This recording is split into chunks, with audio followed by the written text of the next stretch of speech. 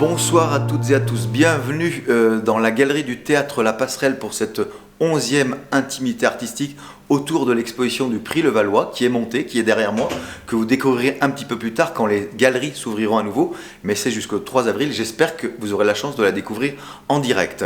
En attendant, le prix Levallois, 3 photographes, Lionel Jusseret, le prix Levallois 2020, Stanislava Norovodseva, russe, qui nous propose un travail sur la Crimée, et enfin Ichikaya, turc, qui nous propose un travail sur des panneaux ou des antennes télévision un peu décorées, vous allez le voir. Bienvenue aussi aux auditeurs et auditrices de la radio Fréquence Mistral, de la RAM et de RCF, nos radios partenaires. Et je vais vous laisser maintenant en compagnie de Catherine Derrioz et Jacques Demez, qui sont à la fois, vous le savez, les directeurs artistiques de la galerie du Réverbère avec qui nous collaborons, et directeur artistique du prix Levallois 2020. Une fois que vous aurez écouté Catherine et Jacques, je vous propose de rester encore avec nous pour un entretien que nous avons eu avec le prix Levallois Lionel Jusseret et son travail formidable sur l'autisme. Voilà, merci, bonne écoute à toutes et à tous, et je laisse la parole d'abord à Catherine Derrioz. Bonjour. C'est un plaisir de retrouver le Théâtre de la Passerelle et ses équipes formidables. Nous avons accroché en moins de 2 grâce à eux. Donc le prix Levallois, c'était une première, puisque nous sommes directeurs artistiques depuis 3 ans de ce prix, créé en 2008.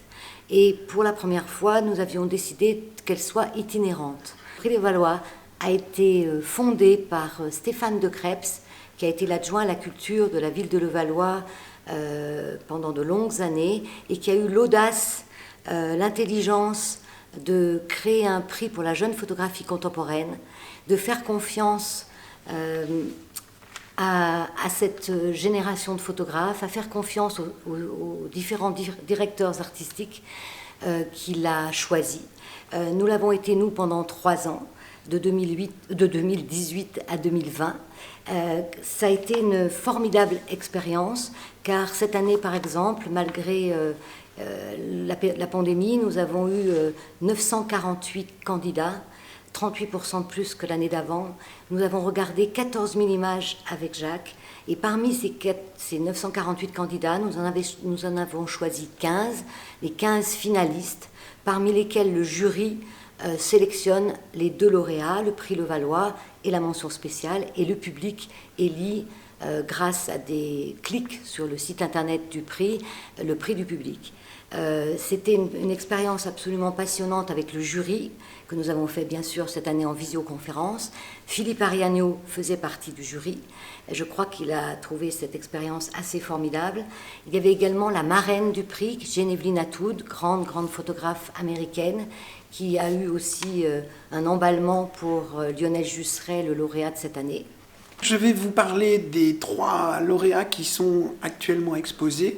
On va commencer par une jeune russe, une jeune photographe qui a moins de 35 ans, puisque ça fait partie des obligations pour postuler à ce prix, d'être un photographe qui a moins de 35 ans. Donc c'est une russe qui a fait tout un travail très accompli sur son pays, avec des images très kaléidoscopiques qui parlent de tout un ensemble de moments de vie, de rencontres, de paysages, d'état des lieux, et qui donnent à travers ce temps et cette presque désuétude et en même temps mélancolie, une vision qui a apparu à tous les gens du jury comme étant très réaliste de l'histoire de ce pays, du rapport à la Crimée et des problématiques politiques aussi sous-jacentes qui émergent de façon très délicate mais en même temps très présente dans l'histoire d'un pays qui est bien bousculé aujourd'hui. Donc nous passons à Lionel Jusseret, qui est le lauréat du prix, qui fait un travail qui est engagé depuis une 8aine d'années autour d'une question très complexe à représenter photographiquement, qui est celle de l'autisme.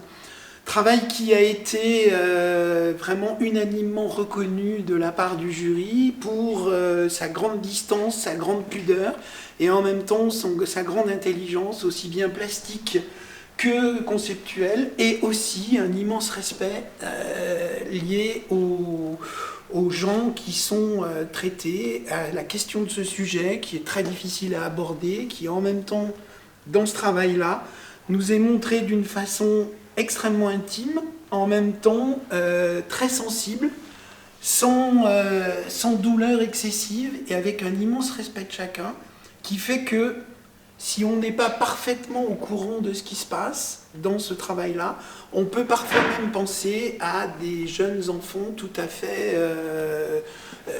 comme les autres. Et tout ce travail a été aussi accompagné par nous, puisque ça fait partie de l'enjeu de notre prestation, accompagné pour les questions d'organisation, de format, de support et tout ça, puisque le fait qu'on soit les gestionnaires du prix, ça n'est pas simplement dans la sélection, c'est aussi dans un accompagnement, puisqu'on a affaire à jeunes photographes pour qui, à peu près toutes les fois, c'est une première exposition vraiment importante. Alors ici, nous sommes devant le travail d'Isaac Kaya, qui est une Turque qui vit aux États-Unis et qui a découvert, en faisant ses études aux États-Unis, une sorte de phénomène assez surréaliste américain qui transforme leurs antennes de relais en des faux arbres et qui sont inscrits dans le territoire.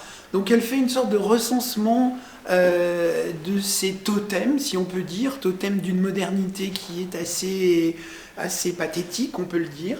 Elle fait ce travail dans des lumières qui sont relativement entre chien et loup, qui donnent une sorte d'émergence assez presque monstres, qui sont vraiment des artefacts de réel et qui sont inscrits au milieu de réalité, par contre, du paysage. Et c'est quelqu'un qui fait ses études autour de d'une question de la sociologie et qui interroge par ce sujet la question de la vérité, du faux, du vrai, et comment est-ce que de manière, par des glissements, nous avons une sorte de confusion entre le faux et le vrai. Et si on regarde ce qui se passe au jour d'aujourd'hui, ce qui vient en tout cas de se passer dans les dernières élections américaines, on voit que la question du faux et du vrai, de la fake news, etc., est une vraie problématique. Et il est très intéressant de voir que dans ce travail-là qu'on a sélectionné avant toutes ces questions, on retrouve dans la question du paysage une problématique qu'on retrouve aussi dans une question de la pensée générale. Voilà, cette intimité artistique n'est pas tout à fait terminée. N'oubliez pas, merci à Jacques et Catherine pour tous ces mots et ces informations qu'ils nous ont données. Restez avec nous puisque nous avons maintenant l'interview avec Lionel Jusseret, le prix Levallois 2020. Vous rappelez aussi qu'évidemment la galerie est aujourd'hui fermée, ce 14 janvier, mais qu'elle va, j'espère, pas tarder à ouvrir. Donc soyez vigilants, on espère que vous découvrirez cette magnifique exposition et ce travail extrêmement fort de Lionel Jusseret notamment, le plus tôt possible, et on ouvrira évidemment la galerie dès que nous pourrons. Merci beaucoup, bonsoir à toutes et à tous. Bonjour Lionel Jusseret, content de vous retrouver pour que vous puissiez nous parler un peu de ce travail magnifique qui s'appelle Kinderszenen. Alors vous êtes le prix Levallois 2020, bravo à vous, félicitations, c'est un prix de référence. Merci. Et on est là un petit peu pour nous expliquer un peu comment vous avez travaillé dans ce milieu très particulier des enfants dits autistes. Voilà, comment tout a commencé, comment on se retrouve à travailler pendant plusieurs années dans un centre qui reçoit des autistes dans un cadre assez particulier. Comment tout commence, Lionel? Tout commence, je crois que je commencerai par parler de Fernand Deligny, parce que finalement, c'est un peu lui qui est l'élément déclencheur de ce travail. Il faut savoir qu'à la base, je ne me destinais pas nécessairement à devenir photographe. C'est venu de manière assez instinctive. Et à la base, je voulais devenir cinéaste. J'ai étudié à l'INSAS pendant 5 ans le cinéma. Rapidement, j'ai le désir de m'alléger, en tout cas de l'équipe technique, de la lourdeur de production. Donc, je commence à tenir très rapidement moi-même la caméra. Et voilà, donc cette nécessité de s'alléger et cette nécessité d'aller davantage vers le cinéma documentaire, vers l'intimité. Et puis voilà, un jour, un de nos professeurs nous montre le cinéma de Fernand Deligny. Et Fernand Deligny, donc, qui est dans ce type de démarche. Il filme des enfants dits autistes comme je n'avais jamais vu avant. En tout cas, je m'y intéresse davantage. Fernand Deligny, donc, c'est un éducateur, autant que c'est un cinéaste, autant qu'il est beaucoup de choses. Il est philosophe, il est écrivain, il est romancier. Mais voilà, à la base, c'est un éducateur qui est un des premiers, en tout cas, à ouvrir une structure de lieu de vie dans les Cévennes dans les années 60 et accueillir des enfants qu'on dit autistes. Et dans l'idée, en tout cas, de pouvoir davantage suivre ces enfants dans leur propre temporalité, quoi. Donc, c'est quelqu'un qui, déjà, à l'époque, les voyait non pas comme des personnes malades, mais comme des personnes, comme l'autiste est une forme d'état. Donc, en dehors, en tout cas, de la psychiatralisation, dans la démarche de dépsychiatralisation. Donc, voilà, Fernand Deligny. L'autisme, en gros, n'est pas une maladie, mais vraiment un état, Ouais. une temporalité particulière pour ses enfants. C'est bien ça. Oui, c'est en tout cas, on peut rien affirmer, hein, vraiment avec l'autisme, hein, parce que on n'en sait pas grand-chose et c'est ça qui est le plus important. Mais voilà, en tout cas, dans la rencontre, on peut en tout cas constater que moi, en tout cas, j'ai pu rencontrer ces enfants et j'ai pu constater que chacun de ces enfants était absolument unique, aussi bien dans sa manière d'interagir que dans sa propre temporalité. Et donc, du coup, difficile à dire est-ce que ce sont des malades, est-ce que ce sont des extraterrestres. En fait, la vérité, c'est qu'on n'en sait pas grand-chose. Oui. Et donc, voilà, pour revenir en tout cas à Fernand Deligny, ça m'a donné en tout cas envie de rencontrer ces enfants-là. Et le hasard fait que une amie m'a parlé de cette association dont le QG est en France, hein, à Paris. Et j'ai décidé de suivre cette petite formation pour pouvoir les rencontrer, parce qu'on ne rencontre pas les enfants non plus évidemment comme ça. C'est une charge très, très, très compliquée. Et donc voilà, j'ai découvert en tout cas cette association. J'en suis très vite tombé amoureux dès la première semaine. J'ai vécu un vrai voyage. C'était à la fois d'une extrême violence et d'une douceur extraordinaire. C'était une histoire de magie.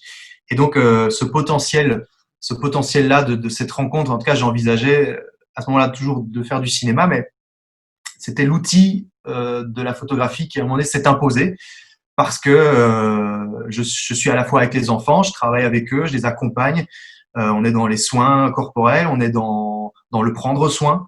Donc, du coup, ça veut dire que je peux pas arriver avec mes gros sabots de photographe, avec mon objectif et qui, de toute façon, impossible d'amener ces instruments avec les enfants parce qu'ils sont fragiles, qu'on est dehors, on est en pleine nature. Donc du coup, là, il a fallu s'alléger encore plus. Donc j'ai travaillé avec un tout petit appareil numérique qui m'a permis aussi, d'une certaine manière, voilà, d'entrer en intimité, d'entrer en relation avec ces enfants-là. Donc voilà, c'est un peu long à raconter, mais Fernand Deligny, en tout cas, c'est un peu la première pierre de l'édifice.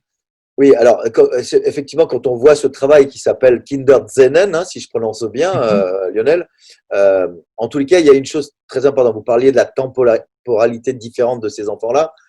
Effectivement, vous parlez d'intimité pour ces enfants que vous allez rencontrer. Il y a quand même un facteur temps dans votre travail, dans ce premier travail photographique, hein, qui est très important. Il y a une immersion tout à fait importante puisque vous avez travaillé pendant près de 8 ans, je crois, hein, dans ce centre, pour approcher évidemment au plus près, réobserver ces enfants dans ces centres et dans un lieu de nature, on en parlera, évidemment, qui ne sont pas entre 4 murs enfermés dans une grande ville, mais dans un lieu un peu particulier, en tout cas où la nature est très présente. En tout cas, c'est vraiment une question d'immersion absolue que vous avez vécue avec ces enfants-là pendant plusieurs années. Ah oui, tout à fait. Donc, ça a été un long travail. Ce qu'il y a, c'est que c'est pas vraiment moi qui ai décidé de la durée de ce travail. C'est d'avant tout les enfants, je pense, qui me l'ont imposé. Quand on arrive… Vous dites la danse est amenée par l'enfant. Je trouve ça très beau quand vous en parlez. Ouais. Oui, absolument, absolument. C'est impossible. Il y a eu, pendant tout un moment, j'ai eu vraiment cette impression en fait d'aller dans un pays étranger. Il y a un moment, j'allais en autistan, hein, pour reprendre les mots de Joseph Chovanec. Et en autistan, quand on va dans un pays étranger, soit on arrive en colon, hein, en s'imposant, en imposant sa temporalité, en imposant sa manière de faire, ou alors on est dans une démarche plus, je dirais, anthropologique, et on s'immerge, on découvre les gens qu'on a en face de soi, on se met dans leur peau, on se met dans leur temporalité, On et ne on prend pas des apprend. photos tous les jours, tout le temps, évidemment. Comment? On ne prend pas des photos tout le temps, tous les jours, quand Ah on non, veut. non, mais non, On non, se laisse aller. non, il y a tout un cheminement qui arrive à la photographie. La photographie, c'est une espèce de cadeau qui est donné en fait à la fin d'un long processus, un long processus de rencontre. C'est-à-dire que il y a des fois où moi, je pense vraiment au départ, je prenais mon appareil photo dès les premiers jours, je photographiais et il y a absolument rien qui se passait, je revenais absolument sans photographie. Donc, tout l'enjeu aussi, c'est à un moment donné de prendre cet appareil photo, de le déposer, de le mettre sur le côté et d'être dans la temporalité présente, d'être dans le temps présent avec les enfants et d'entreprendre ce long périple qui est la communication, qui est unique pour chaque enfant. Donc, on pense avoir des codes qui sont systématiquement les mêmes, mais à chaque fois qu'un nouvel enfant arrive, c'est toujours une nouvelle aventure. Et donc, si on est concentré derrière son appareil photo, en fait, on capte rien de ce qui se passe dans le temps présent et on peut pas capter ce qui est cette histoire de magie que moi, en tout cas, je tends à vouloir capturer par le biais de la photographie. Et vous parlez de magie et je trouve que c'est un mot qui va très très bien à votre magnifique travail. Je trouve que ce qui semble très important pour vous, c'est quand même de raconter une histoire, de raconter via peut-être on va dire les codes du conte, partir d'une réalité implacable de ces enfants qui sont dans un endroit. Alors, il y a le rapport à la nature qui est très très intéressant et je crois que ce travail que vous avez construit tous les jours, qui a donné un magnifique livre, vous l'avez construit comme des sortes de scènes. On raconte quelque chose. Vous avez placé des sortes de 13 pièces d'enfants différents, de portraits d'enfants. Comment vous avez construit cette histoire-là? Parce que j'imagine, vous dites toute la difficulté qu'il peut y avoir ou le temps qu'il faut nécessaire pour évidemment s'approcher de ces enfants, arriver à faire de la photographie et restituer ce que vous observez d'une manière la plus douce, la plus intime, la plus juste possible. Comment ce point de départ on va dire, le biais du conte, quelque part, c'est quelque chose qui est venu immédiatement ou ça s'est construit petit à petit au fur et à mesure de votre travail? Parce que ça, je trouve que c'est très fort dans le travail final. Est-ce que c'est cette volonté d'écrire une histoire ou plusieurs histoires, plusieurs contes qui dépendent de chaque enfant, évidemment, comme vous le dites, puisque chaque enfant est un univers, une planète un peu différente, si je peux m'exprimer comme ça? Alors oui, le conte, en fait, il s'impose à un moment donné, simplement par le biais que voilà, je suis pas un scientifique, je n'ai pas la prétention de donner des réponses sur l'autisme. Donc moi, je suis avant tout je suis un photographe, je suis un narrateur. Alors la question que je me pose en tant que narrateur quand j'ai un sujet comme l'autisme qui est, on va dire, assez quel est ce mot? Pas imperméable, difficilement impénétrable un petit peu. Hein. Alors, comment est-ce que je fais en fait pour créer un pont entre le spectateur et ces enfants-là? Comment faire pour qu'il y ait un lien? Parce qu'avant tout, ce qu'on veut faire, c'est quand même de créer une rencontre. Alors, le conte, il est arrivé parce que, oui, la nature, moi, avant tout, je suis quelqu'un qui a grandi dans la nature, donc j'ai aussi un rapport où moi-même, j'ai été enfant, en tout cas, dans la forêt, j'étais enfant dans les champs, donc c'est quelque chose qui fait partie de moi. Et aussi, simplement, parce qu'à un moment donné, ça s'impose, le contexte, il est là, on est quand même ce sont des enfants qui, en fait, sont dans des émotions qui sont toujours très, très exacerbées. Quand c'est la joie, elle est à 100%. Quand c'est la violence, c'est à 100% aussi. On est tout le temps en train d'osciller entre violence et douceur.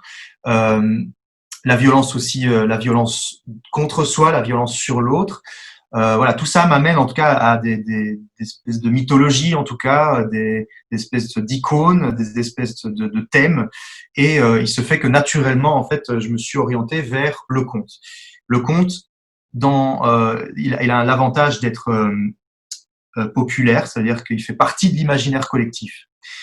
Il permet de raconter des émotions qui sont des émotions totalement, oui, collective, en tout cas pour revenir à ça. Et donc du coup, voilà, c'est ça encore l'idée de créer ce pont avec l'autisme, parce que l'autisme, c'est quelque chose qui est hors de nous, et le conte aide le spectateur à entrer dans quelque chose dont, en fait, dont on partage en commun avec ces enfants-là. On partage l'enfance, on partage ces sentiments-là, et on les fait revenir dans un contexte de fiction qui est les codes du conte. Et quand on a des codes, eh bien, un spectateur peut être dirigé et permet de pouvoir créer cette rencontre entre des enfants, comme vous dites, qu'on pourrait considérer comme sur une autre planète et la nôtre de petite planète.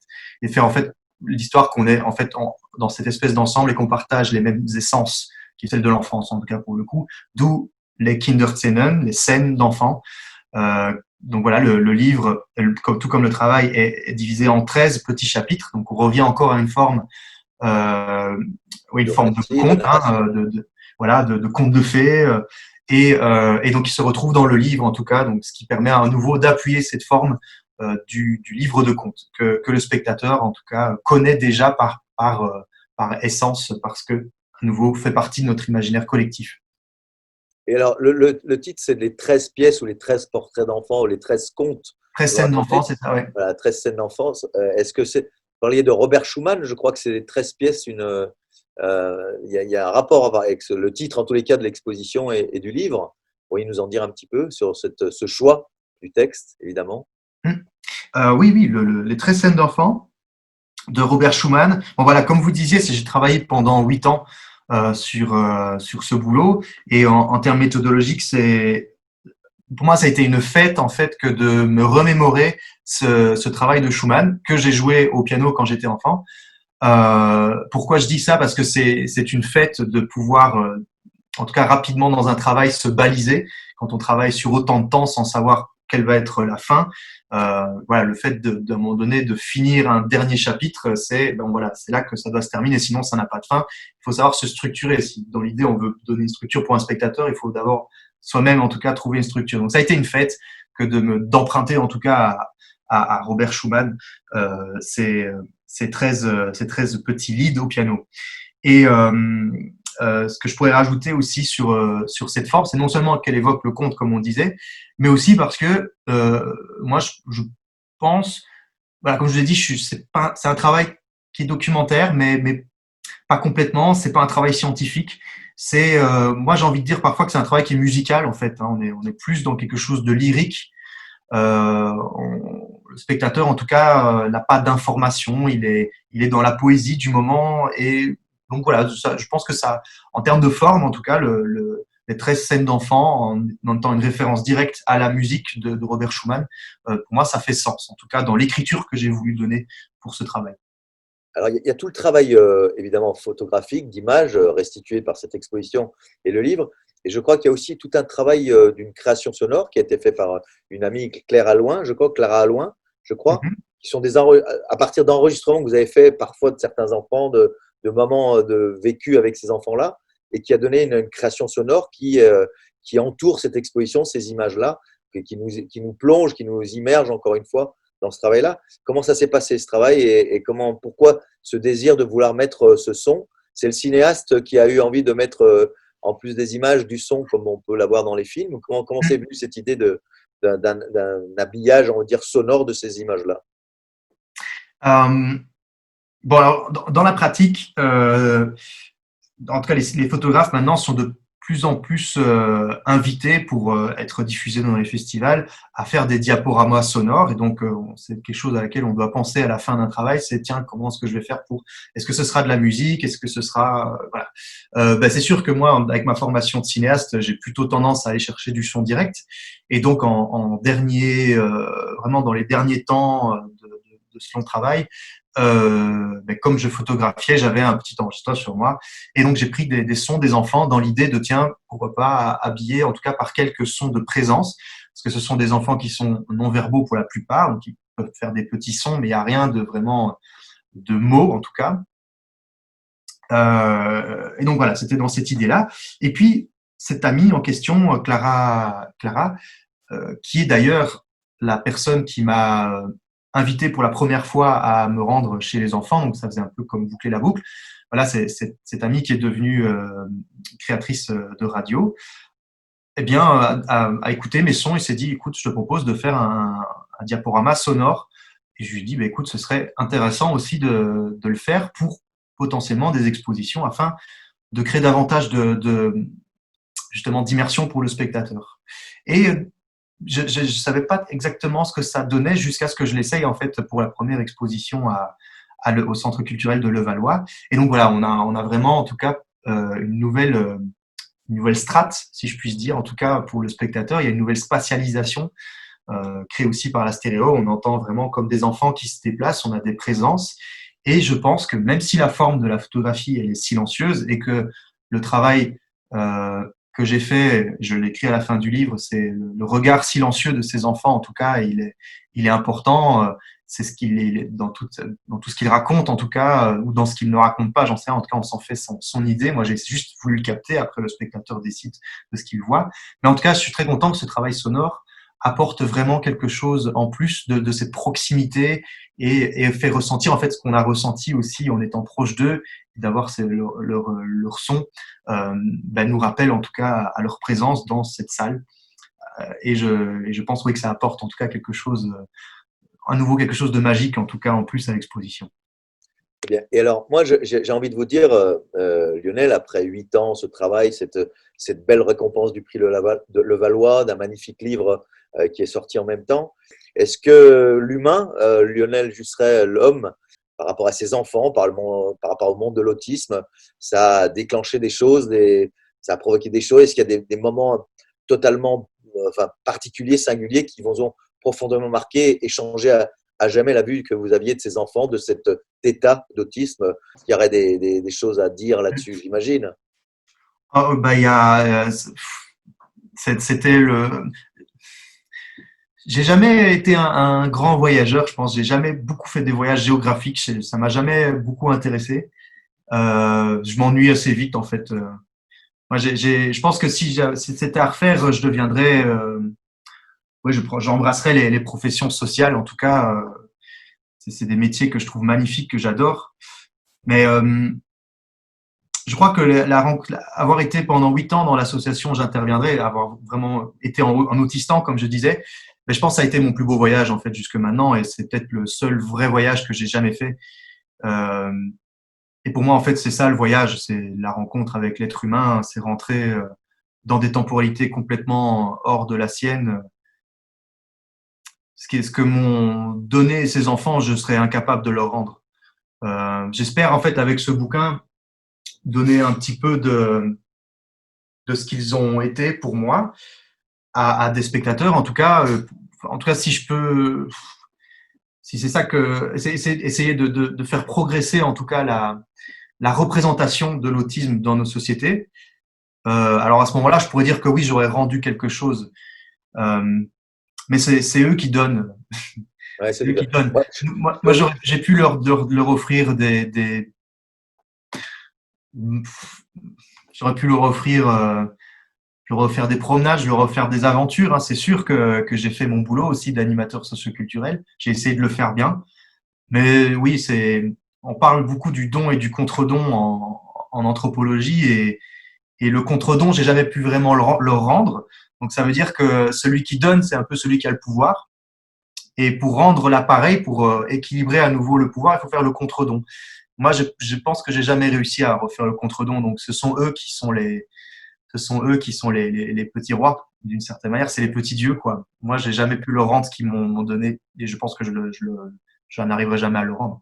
Alors, vous êtes tout à fait modeste de dire ça, et on entend très bien ce que vous dites, Lionel. Moi, je peux vous dire qu'en voyant le travail de ce Kinderszenen, quand j'ai participé au prix Levallois, je trouve que c'est un regard absolument formidable, une force, une poésie qui nous, de toute façon, nous fait regarder ces enfants-là, cet autisme d'une autre manière. Et je crois que vous leur avez effectivement bien rendu, en tout cas contribué fortement à changer nos regards sur ces enfants, et c'était un voyage en autistan tout à fait remarquable, de force et de douceur. Moi, je pense que si vous leur avez beaucoup rendu globalement, pas à ces enfants, j'en sais rien spécifiquement, mais sur cette vision qu'on peut avoir de l'autisme, je crois que tout le monde doit regarder votre livre, voir cette exposition, et nous, on sera ravis de présenter ce voyage en autistan tout à fait remarquable.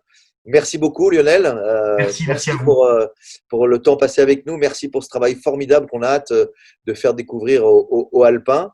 Alors, pour ceux qui nous écoutent et qui écouteront ce qu'on vient de cet échange avec vous, vous dire qu'on essaiera, nous, de vous inviter à un moment donné, dès que ça sera possible, même en différé, puisque nous montons l'exposition cette semaine, et que dès que c'est possible, dès que cette galerie ouvre à nouveau, j'espère très très vite, on vous invitera pour venir, pour que vous puissiez venir échanger avec les visiteurs qui ne manqueront sûrement pas de vous poser beaucoup de questions. Donc, un très très grand merci. Vous pourrez aussi retrouver ce travail, une partie en tout cas des photos de Lionel et cette création sonore dont on a parlé de Clara Allouin sur notre site, hein, façon intimité artistique, vous le savez maintenant. Voilà. Merci beaucoup Lionel, à très très bientôt et continuez à votre travail photographique qui est remarquable. Merci beaucoup. Merci encore, au revoir.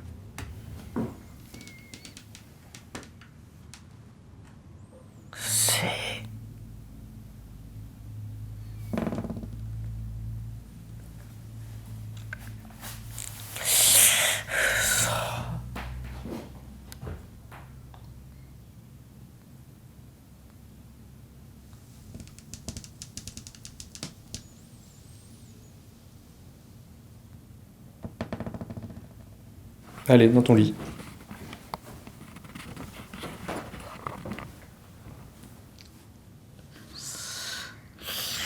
Allez, dans ton lit.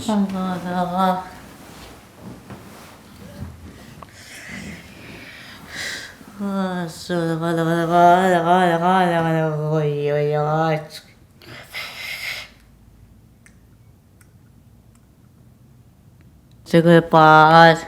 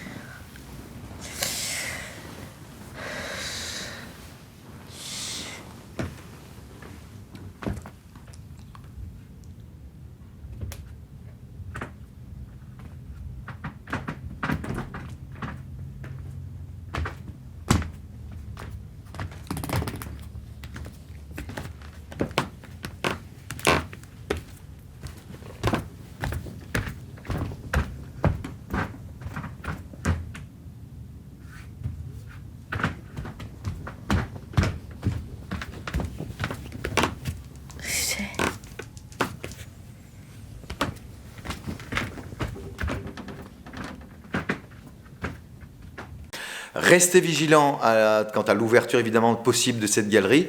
Et puis rendez-vous pour les prochaines intimités artistiques autour de Saint-Félix, enquête sur un mot français. Et peut-être Julie de Lille et Je suis la bête. Merci beaucoup. Bonsoir à toutes et à tous.